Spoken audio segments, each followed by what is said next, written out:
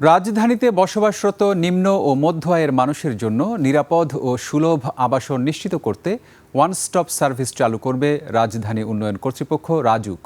একই সাথে আবাসন খাতের সেবা সহজ করতে অনলাইন আবেদন প্রক্রিয়া দ্রুত বাস্তবায়ন করা হবে।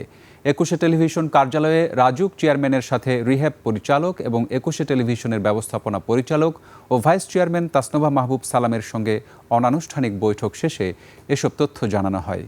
মানিক শিকদারের রিপোর্ট।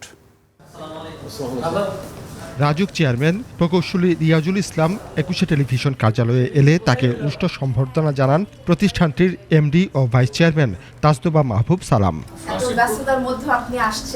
মাস্টার প্ল্যান বাস্তবায়নে আসলে ভূমিকাটা কি? এরপর রাজুক চেয়ারম্যান ২১এর নতুন অনুষ্ঠান আইন ও আবাসনে অংশ নেন। বিশদ একটা পরিকল্পনা। অনুষ্ঠান শেষে রিহ্যাব পরিচালক ও রাজুক চেয়ারম্যানের মধ্যে অনানুষ্ঠানিক বৈঠক হয়। রিহ্যাব পরিচালক ও ২১শে টেলিভিশনের ভাইস চেয়ারম্যান তাসনোভা মাহবুব সালাম জানান, স্বল্প ও মধ্যম আয়ের মানুষের আবাসন সংকট দূর করতে রিহ্যাব ও রাজুক যৌথভাবে কাজ করছে।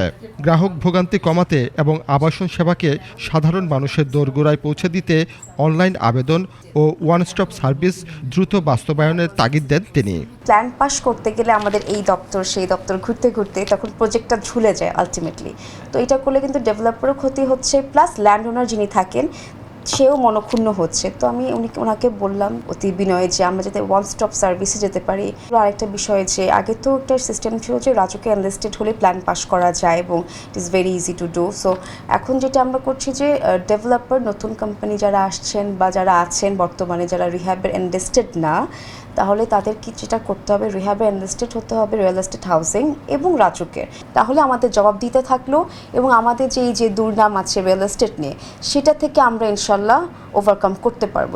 রাজুক চেয়ারম্যান বলেন, নিম্ন ও মধ্যবিত্তের আবাসন নিশ্চিতে সরকার ও রাজুক বেশ কিছু কার্যকর পরিকল্পনা গ্রহণ করেছে।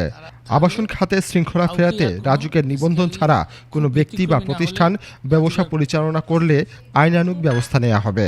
বর্তমান সরকার আসার পরে মাননীয় প্রধানমন্ত্রী কিন্তু ঘোষণা দিয়েছেন, কোনো এমপিদেরকে বা অন্য কাউরেই কিন্তু আর কোনো প্লট বরাদ্দ করা হবে না।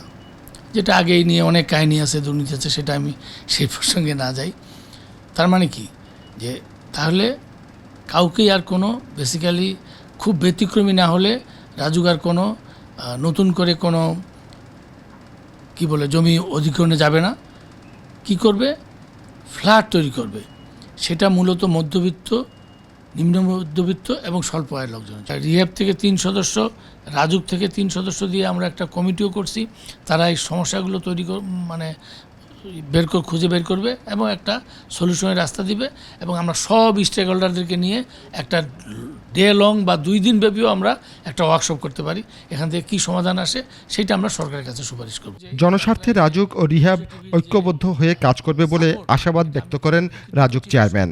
রিহ্যাব এবং রাজুক, এটা একজন আরেকজনের পরিপূরক, এখানে অন্য কোনো প্রশ্ন নাই।